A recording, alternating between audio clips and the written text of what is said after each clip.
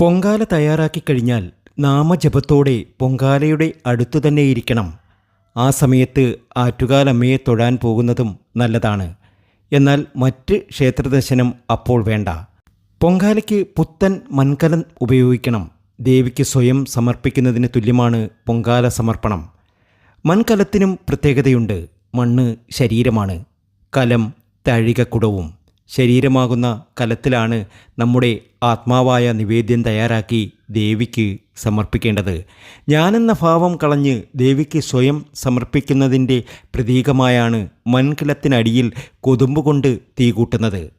ഒരിക്കൽ ഉപയോഗിച്ച പാത്രം വീണ്ടും പൊങ്കാലയിടാൻ ഉപയോഗിക്കരുത്.